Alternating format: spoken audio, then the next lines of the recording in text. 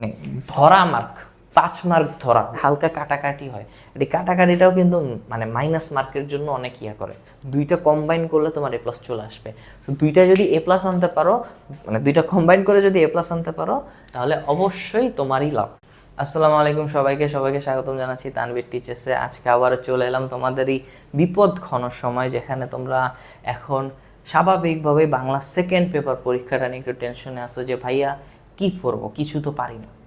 এখন যারা কিছু পারে না আর যারা কিছু পারে আর যারা অনেক কিছু পারে, তাদের সবার জন্যই আজকের এই ক্লাসটা বা এই ভিডিওটা, যেটা দেখলে তোমরা অবশ্যই বুঝতে পারবে যে তোমাদের বাংলা দ্বিতীয় পত্রে কোথা থেকে অ্যান্সার করা উচিত এবং কি কি পড়ে গেলে তোমরা কোশ্চেনে কমন পাবা, সেগুলো তোমরা আজকের এই ভিডিওতে টোটালি জানতে পারবে। তো চলো আমরা দেখি। প্রথমে আমাদের যে টপিকগুলো আছে, ব্যাকরণ অংশ থেকে আসে হচ্ছে 30 মার্ক।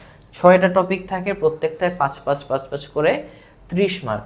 30 মার্কের মধ্যে যে বান্দা বা বান্দি 26 থেকে 28 মার্ক এনশিওর করতে পারে, তার জন্য এ প্লাস পাওয়া হচ্ছে বাংলায় সময়ের দাবি। কারণ এইগুলোতে 26-27 মানে ওই রিটেনে অটোমেটিক ভালো নাম্বার উঠে যাবে। তো তুমি যদি বাংলা সেকেন্ড পেপারে 90 মার্ক আনতে পারো, তাহলে ফার্স্ট পেপারে যদি তোমার এ প্লাস মিস হয়ে যায়, দুইটা কম্বাইন করলে তোমার এ প্লাস চলে আসবে। তো দুইটা যদি এ প্লাস আনতে পারো, মানে দুইটা কম্বাইন করে যদি এ প্লাস আনতে পারো, তাহলে অবশ্যই তোমারই লাভ। আচ্ছা, তো দেখো, প্রথমত আমরা দেখি উচ্চারণ আছে। উচ্চারণ থেকে দুইটা কোশ্চেন হয় অথবা দিয়ে। একটা হচ্ছে উচ্চারণের রীতি লিখতে হয় বা উচ্চারণের নিয়ম লিখতে হয়, আরেকটা হচ্ছে উচ্চারণগুলোকে লিখতে হয়। মানে একটা শব্দ দেওয়া থাকবে, সেই শব্দটার উচ্চারণ লিখতে হয়। যেমন নদী, এটার উচ্চারণ যদি লিখতে চাই তাহলে হবে নদী। শুদ্ধ উচ্চারণ লেখো। এখন শুদ্ধ উচ্চারণ এইভাবে লিখলে, আমার এইটা লিখলে 1 মার্ক। এখন নিয়ম বা রীতি যেটা আছে, সেটা লিখতে কিন্তু সময় লাগে অনেক। যে জিনিসটাতে সময় লাগবে ব্যাকরণ অংশতে, আমরা চেষ্টা করব সেই জিনিসটা যেন সহজে স্কিপ করা যায়। তাহলে কি হবে, আমরা রিটেনে এক্সট্রা টাইম পাবো অ্যান্ড ওইখানে আমরা ভালো করার চেষ্টা করব। ওইখানে যদি আমাদের ভালো হয়ে যায়, তাহলে এইগুলাতে আমি যে অ্যান্সারগুলো করতেছি সেগুলো সহ আমার খুব ভালো একটা রেজাল্ট চলে আসবে। এখন দেখো, এইখানে যদি আমি এই 5টা উচ্চারণ লিখি, আমার সর্বোচ্চ সময় যাবে 5 মিনিট, সর্বোচ্চ 5 মিনিট। আর যদি আমি নিয়ম লিখতে চাই, আমার একটা নিয়ম লিখতে 10 থেকে 15 মিনিট সময় চলে যাবে। 10 থেকে 15 মিনিট একটা নিয়ম বা উচ্চারণ রীতি যেটাই বলো লিখতে হিউজ টাইম চলে যাবে। তো এইখান দিয়ে কিন্তু আমার সময় লস যাচ্ছে। আবার দেখো, এখানে আছে বানানের ক্ষেত্রেও একই জিনিস, নিয়ম থাকবে, শুদ্ধ বানান থাকবে। এখন ধরো বলে দিল, এখানে লেখা আছে নদী, এটা কি শুদ্ধ বানান? না, শুদ্ধ বানানটা কি? নদী।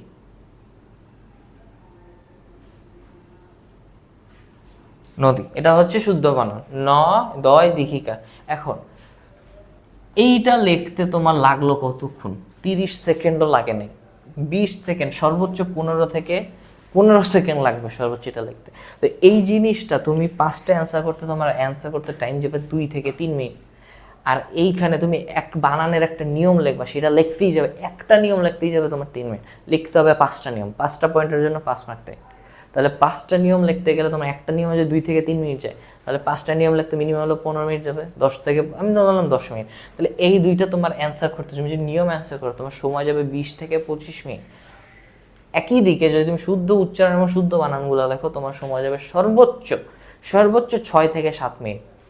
তাহলে কোনটা তুমি প্রেফার করো বেশি, যে এইটা দেওয়া নাকি এইটা দেওয়া, সরি, নিয়ম দেওয়া নাকি শুদ্ধ উচ্চারণ দেওয়া বা শুদ্ধ বানান দেওয়া?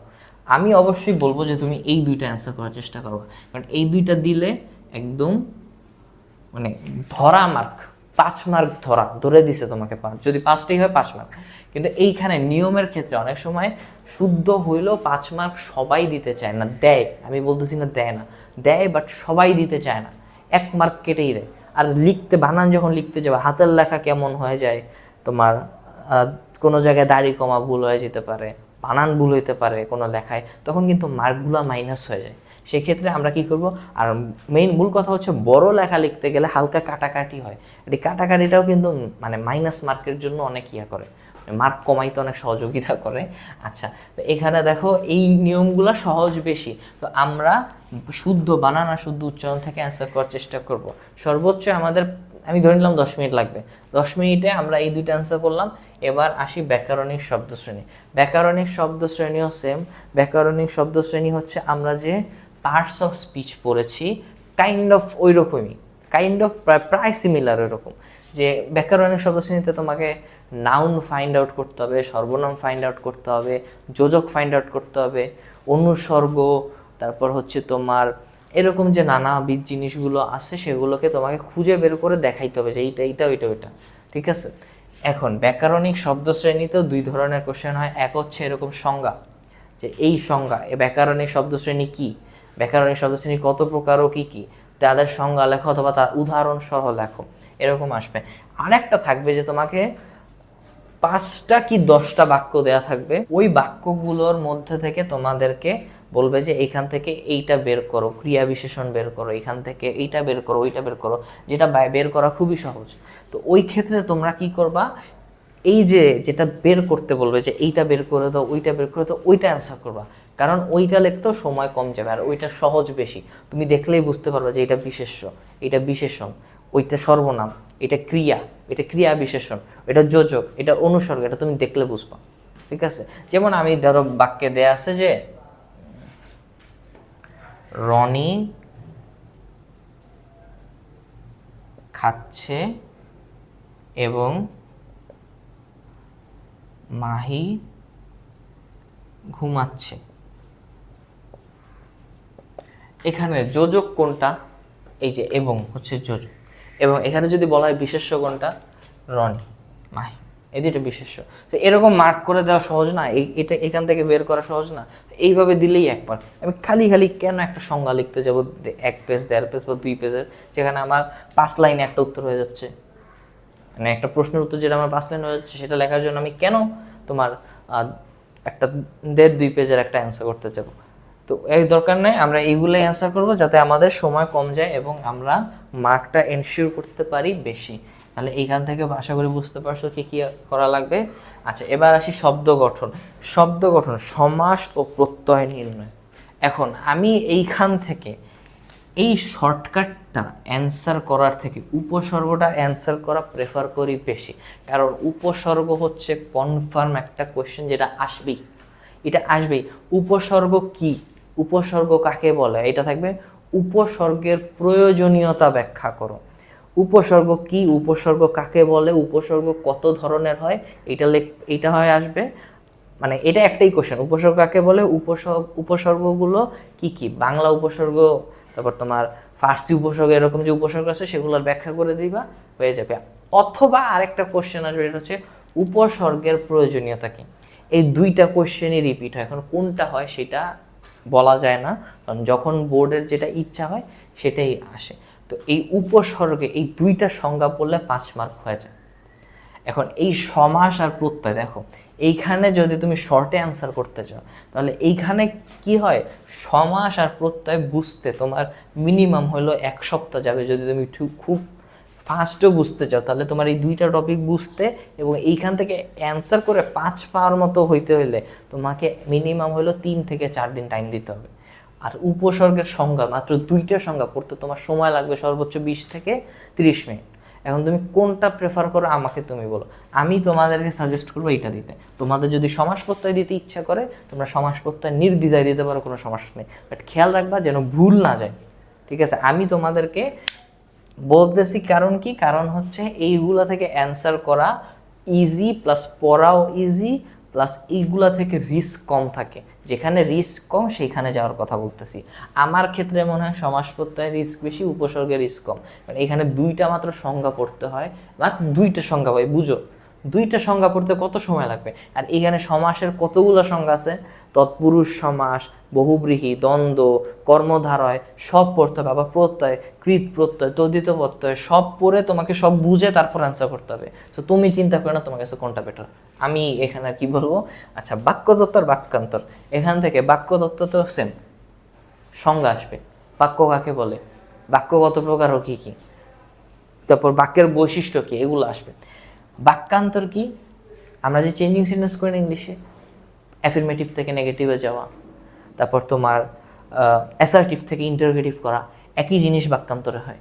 তোমাকে একটা বাক্য দিয়ে দিবে, যে কোনো একটা সরল বাক্য, সেটা বল জটিল করো, মানে সিম্পল বাক্য দেওয়া থাকবে, কমপ্লেক্স করতে হবে। বাংলায় তো সিম্পল কমপ্লেক্স করা সহজ, ইংলিশে না হয় একটু তোমাদের প্রবলেম হইতে পারে, বাট বাংলায় করা খুব সহজ, ঠিক আছে। যদি তবে এগুলো লাগাইলে কমপ্লেক্স জটিল হয়ে যায়। আচ্ছা, এবং যৌগিক করতে হলে কি করতে হয়? যৌগিক করতে হলে মাঝখানে অ্যান্ড বা অর, মানে এবং অথবা কিন্তু লাগাইলেই যৌগিক বাক্য, ঠিক আছে।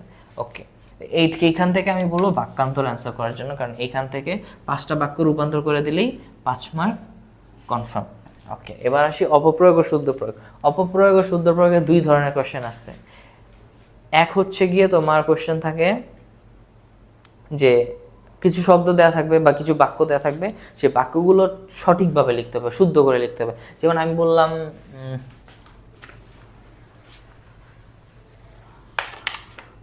যেমন ধরো বলতেছে যে অশ্রুজল, একটা বাক্য দেওয়া আছে যেখানে অশ্রুজলের কথা উল্লেখ আছে, অশ্রুজল। এখন অশ্রু মানেও চোখের পানি,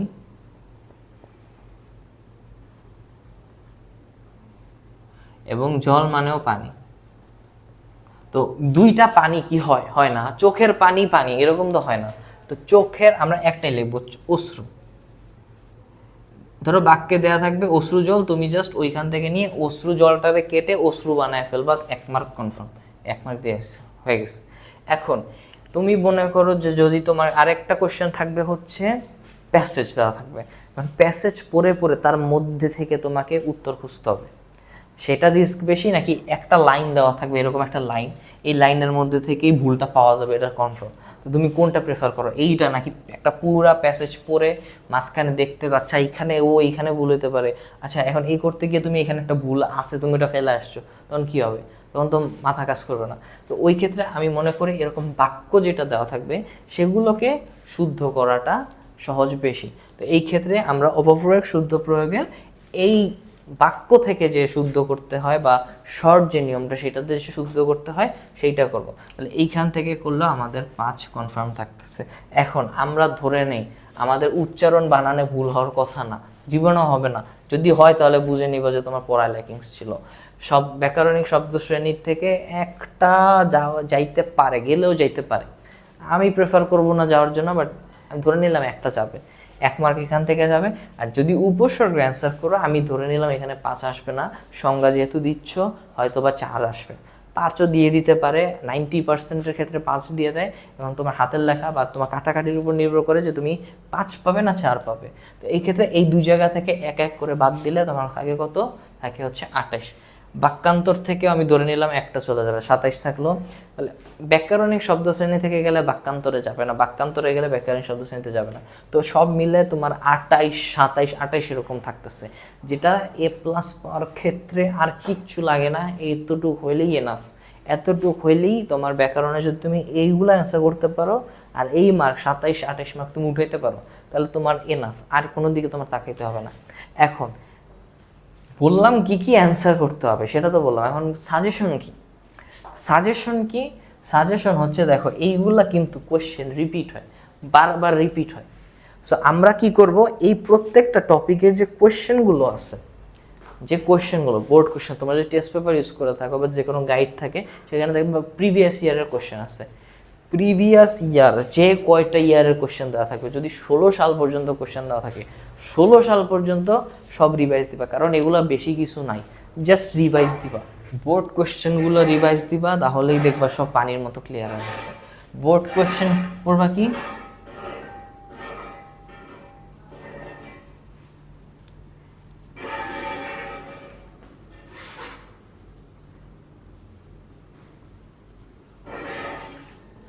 এই কয় সালের যদি তুমি বোর্ড কোশ্চেন পড়তে পারো, আমি বলবো 16 সাল পর্যন্ত পড়েছে, 16 সাল পর্যন্ত পড়লে ভালো বেশি।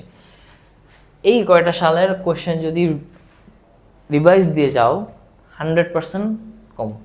এতক্ষণ আমরা ব্যাকরণ অংশটি দেখেছি, এবার আমরা দেখব নির্মিতি অংশটা। নির্মিতি অংশে মার্ক কত থাকে? নির্মিতি অংশে মার্ক থাকে হচ্ছে 70, অর্থাৎ এইখানে তোমার ম্যাক্সিমাম নাম্বারটা থাকতেছে এবং তোমার এ প্লাসের বিষয়টা নির্ভর করতেছে এইখানে। এখন এইখানে দেখো প্রত্যেকটাতেই অপশনাল, ঠিক আছে, তুমি যেটা চাইলে সেটাই অ্যান্সার করতে পারবো। পারিভাষিক শব্দ আসবে, অনুবাদ আসবে। এবার অনুবাদ কি ভাই? অনুবাদ হচ্ছে একটা প্যাসেজ দেওয়া থাকবে, সেটাকে অনুবাদ করতে হবে। পারিভাষিক শব্দটা কি, ইংলিশ কিছু শব্দ দেওয়া থাকবে, সেই শব্দগুলোকে বাংলায় ট্রান্সলেট করতে হবে। এখন তুমি বলো একটা পুরো প্যাসেজ অনুবাদ করা সহজ নাকি তোমাকে যে কয়েকটা ধরো 15টা 16টা যে পারিভাষিক শব্দ দেওয়া থাকবে সেখান থেকে 10টাকে খুঁজে বের করে তোমাকে যে কোনো 10টাকে তুমি যদি ট্রান্সলেট করো এবং সেখানে 10 মার্ক পেয়ে যাও, তো তোমার কাছে কোনটা সহজ? ধরো একটা শব্দ দেওয়া আছে অ্যাক্সিস। অ্যাক্সিস মানে কি? অক্ষ। এটা লিখলে 1 মার্ক। এখন বলো কোনটা অ্যান্সার করা তোমার জন্য সহজ? আমি বলবো পারিভাষিক শব্দ দিতে, কারণ এখানে 10-এ 10 পাওয়া যায়। তো পারিভাষিক শব্দটা তোমরা অ্যান্সার করবা। দিনলিপি প্রতিবেদন, এইখানে দিনলিপি লেখাটা সহজ। কারণ কি? কারণ দিনলিপি হচ্ছে ধরো সারাদিন তুমি তোমার সাথে অনেক কিছু ঘটছে, ভালো জিনিস ঘটছে, খারাপ জিনিস ঘটছে, এখন তোমার সেটা কাউকে বলতে হবে বা জানাইতে হবে বা জিনিসটা কোনোভাবে মানে ফিলিংসটা শেয়ার করতে হবে তোমার। এখন তোমার তো কেউ নাই, কারণ কি? কারণ তুমি তো সিঙ্গেল আমার মতো। তো সেক্ষেত্রে তোমার কী করতে হবে? একটা ডায়েরি খুলতে হবে।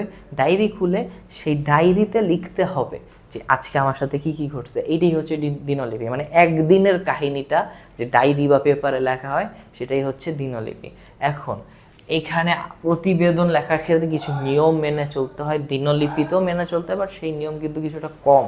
লাইক ডেট দিয়ে বার তারিখ সময়টা দিয়ে তুমি দিনলিপিটা লেখা শুরু করে দিবা। এটাই হচ্ছে দিনলিপির স্ট্রাকচার। প্রতিবেদনের ক্ষেত্রে অনেক কিছু করতে হয়, নাম দাও, এইটা দাও, ওইটা দাও, এইভাবে সাজো, ওইভাবে সাজো, এই ক্ষেত্রে প্রতিবেদন লিখতে হয়। তো বাট তোমার কাছে যেটা সহজ লাগবে তুমি সেটাই দিবা। আমার ক্ষেত্রে সাজেশন থাকবে দিনলিপিটা। দিনলিপিটা লেখা সহজ, কারণ কি ঘটছে তোমার সাথে এটা একমাত্র তুমি জানো, ঠিক আছে? তো তুমি যা লেখো তাতে কিছু যায় আসবে না। সে বললো যে একটা লঞ্চ ডুবির ঘটনা নিয়ে একটা দিনলিপি লেখো। তুমি দেখছো লঞ্চ ডুবতে, কিভাবে লঞ্চ ডুবছে, এইভাবে ডুবছে, ওইভাবে ডুবছে। এখন ও কি কিছুর সাথে পাড়ি খেয়ে ডুবছে নাকি কিভাবে ডুবছে সেটা তোমার কিছু করার দরকার নেই, তুমি জাস্ট লিখে দিবা, তাতেই তোমার মার্ক। জাস্ট নিয়মটা ঠিক থাকলে হবে। কিন্তু প্রতিবেদনের ক্ষেত্রে কিছু স্ট্যান্ডার্ড মেনটেন করতে হয়। সো তাও তোমার ইচ্ছা, বাট আমার এক্ষেত্রে প্রেফারেন্স থাকবে হচ্ছে দিনলিপি। আচ্ছা, এরপর আসতেছে ইমেল এবং আবেদনপত্র। দুইটাই সহজ, বাট ইমেলটা সহজ বেশি, তুমি যেটা দাও, ঠিক আছে? এটা নিয়ে আর বিশদা ব্যাখ্যায় গেলাম না, কারণ এগুলো তোমরা অনেক আগে থেকে করে আসতেছো, নতুন কিছু নাই। আচ্ছা, এবার আসি সারাংশ, সারমর্ম, ভাব সম্প্রসারণ। এখন এইখান থেকে কোনটা তোমার কাছে বেটার মনে হয়? ভাব সম্প্রসারণ দেওয়া বেটার মনে হয় নাকি সারাংশ সারমর্ম দেওয়া বেটার মনে হয়? দেখো, ভাব সম্প্রসারণ কিন্তু তুমি যদি টপিকটা বুঝো, না ধরো বইরা যাও না, এবার তুমি টপিকটা বুঝছো, যেমন বিশ্বে যা কিছু সৃষ্টি চিরকল্যাণকর, অর্ধেক তার করিয়াছে নারী, অর্ধেক তার নর। তুমি বুঝলে এটার মানে কি, কিন্তু এটা লিখতে হলে তো মিনিমাম হলো 2 থেকে 2.5 পেজ তোমাকে লিখতে হবে কিছু। তো ওইটা লেখা সহজ নাকি হাফ পেজের একটু বেশি একটা জিনিস ব্যাখ্যা করে দেওয়া সহজ? তোমার ব্রেনে যেটা খোলায় তুমি সেটা দিবা। আমার প্রেফারেন্স থাকবে এই দুইটা, ঠিক আছে? আচ্ছা, এবার সংলাপ, ক্ষুদে গল্প, দুইটাই সহজ। সংলাপ হচ্ছে ডায়ালগ লিখবা, দুই বন্ধুর মধ্যে কি কোনো একটা বিষয় নিয়ে কথা হচ্ছে, সেটা সংলাপ বা ডায়ালগ লিখে দিবা। ক্ষুদে গল্প হচ্ছে একটা টপিক দিয়ে দিবে 2-3 লাইন, লাইক কমপ্লিটিং স্টোরি, যেভাবে করে তোমার ফার্স্ট পেপারে ক্রিয়েটিভ স্টোরি রাইটিং আছে না, একইভাবে বাংলা সেকেন্ড পেপারে হচ্ছে ক্ষুদে গল্প। একটু লাইন দিয়ে দিবে, ওই লাইনটা অনুযায়ী তোমাকে পুরো গল্প একটা লিখতে হবে, ঠিক আছে? ক্ষুদে গল্প মানে কিন্তু শর্ট গল্প, বেশি বড় করবা না। শর্ট হয়তো বা 2 থেকে 2.5 পেজ বা 3 পেজের মধ্যে লিখে দিলেই এনাফ। ওকে, এবার আসি প্রবন্ধ রচনা। প্রবন্ধ রচনা কি আসবে? প্রবন্ধ রচনা ম্যাক্সিমামই রিপিট হয়, কোনো আহামরি কিছু আসে না। কয়েকটা যদি মানে কমন যেগুলো থাকে সেগুলো যদি রিভাইজ করা থাকে তাহলে এইখান থেকে কমন আসার চান্স 100%। এখন এইখান থেকে কি কমন আসবে ভাইয়া? আমি তো বুঝলাম যে এইখান থেকে অ্যান্সার করবো, কিন্তু কমন পাবো কীভাবে? সেটার জন্য কি করতে হবে? আমার এই চ্যানেলের নামেই, তোমরা যদি ভিডিওটা চ্যানেলে দেখে থাকো তাহলে এই চ্যানেলের নামে, আর যদি পেজে দেখে থাকো তাহলে তো হইলেই এই তানভীর টিচার্স যে একটা পেজ আছে, এই পেজটাতে তোমাকে একটা মেসেজ দিতে হবে। মেসেজ দিয়ে বলতে হবে যে ভাই বাংলা সেকেন্ড পেপার রিটেন সাজেশনটা আমার লাগবে। যখন তুমি রিটেন সাজেশনটা চাবে তখন তোমাকে ওইখানে তোমাকে সাজেশনের লিঙ্ক দিয়ে দেওয়া হবে। আমার কাছে পিডিএফ করা আছে, তোমরা সেই পিডিএফ থেকে যদি পড়ো তাহলে অবশ্যই সেখান থেকে ইনশাল্লাহ আশা করি তুমি কমন পাবে। ইংলিশের সাজেশনও অলরেডি দেওয়া হয়ে গেছে, যারা পাওনি তারাও পেজে নক দিয়ে বলবে যে ভাই আমার ইংলিশ সাজেশনটা লাগবে। ফার্স্ট পেপার সেকেন্ড পেপার দুইটাই দেওয়া আছে, আর বাংলা সেকেন্ডের জন্য অবশ্যই নক দিতে হবে। দেখা হচ্ছে পরবর্তী ভিডিওতে, ততক্ষণ পর্যন্ত ভালো থাকো, সুস্থ থাকো, আল্লাহ হাফেজ।